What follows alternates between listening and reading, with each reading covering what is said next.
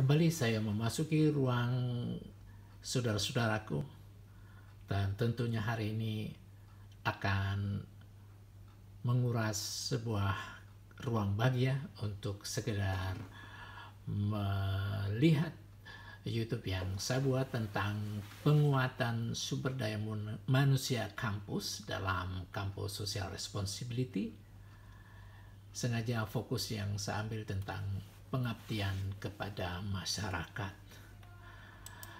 Kita ketahui bersama bahwa pengabdian kepada masyarakat adalah conditio sine qua non, sesuatu yang tidak mungkin dihindari atau dijauhi oleh seorang-orang yang mengatakan insan kampus, apalagi seorang dosen yang tentunya untuk setia ingin mengabdikan apa yang pernah dibuat dan apa yang pernah dialami ketika menjadi seorang dosen.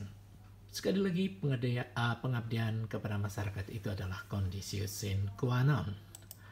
Selanjutnya kita ketahui bahwa pengabdian kepada masyarakat itu bukan komplement atau pelengkap, tetapi dia berdiri secara imanen sebagai wujud dari suatu aktivitas di dalam pengabdian dia setelah mendapatkan sesuatu dari keahlian atau expertise yang dimiliki ketika berada di kampus. Kemudian dari pikiran-pikiran, kemudian olah pikirnya akan diterapkan dan diimplementasikan kepada masyarakat. Itulah pengabdian masyarakat sebenarnya, bukan merupakan pelengkap saja di dalam kehidupan berkampus ria. Kemudian yang perlu diketahui bagaimana sumber daya manusia itu di kampus. Sebenarnya sumber daya manusia itu adalah sebagai kunci keberhasilan ketika kita akan melakukan hajat pengabdian kepada masyarakat. Karena SDM yang memiliki kapabilitas yang luar biasa akan memberikan sesuatu yang terbaiknya kepada masyarakat. Lalu kalau kita lihat bagaimana seharusnya dalam pengabdian masyarakat itu sebagai seorang pemula, tentu ini ada kaitannya dengan sebuah pengalaman, yakni ada sebuah model namanya adalah model Gold Members atau Young Karen. Ini adalah sebuah pranata di mana seorang orang yang sudah memiliki kepandaian luar biasa, seorang yang memiliki katakanlah sebagai seorang master yang sudah Gold Members, atau mungkin seorang guru besar yang sudah dikenal di mana-mana, itu akan membawa yang muda.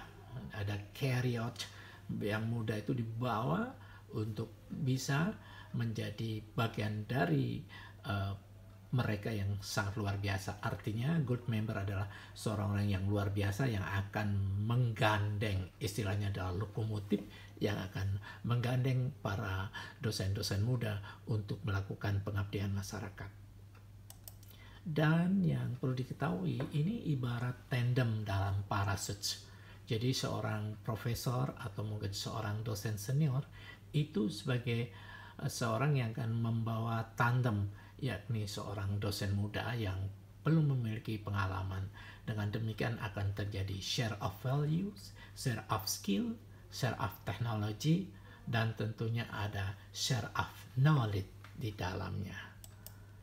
Selanjutnya adalah kita ketahui ketika ada interaksi antara dosen senior dan junior, terjadilah ruang berbagi dan menjadi sebuah jembatan pengalaman.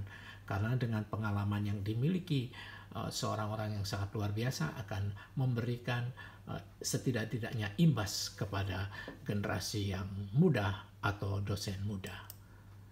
Selanjutnya kita lihat, kalau kita melihat etika pilar keilmuan tentang aksiologi, jadi sangat etis sekali bila yang lebih berpengalaman akan menyalurkan pikirannya kepada mereka yang masih muda. Itu yang paling diharapkan di dalam kehidupan berkampus ria dalam arti terjadinya share of value. Selanjutnya kalau kita lihat pelibatan antar institusi, suatu misal institusi di dalam negeri, perguruan tinggi yang lebih advance, atau mungkin juga dari luar negeri yang akan kita gunakan sebagai benchmark, sekaligus akan memberikan nilai-nilai tertentu, karena dengan bekerja sama setidak-tidaknya akan ada suatu imbas positif yang akan kita dapatkan. Selanjutnya juga kita ingat bahwa kita harus memiliki daya pembeda, sehingga kita bukan seorang orang yang plagiasi atau hanya ikut-ikutan, atau mungkin hanya ikut di dalam pasar mereka, tetapi harus ada yang baru, novelty.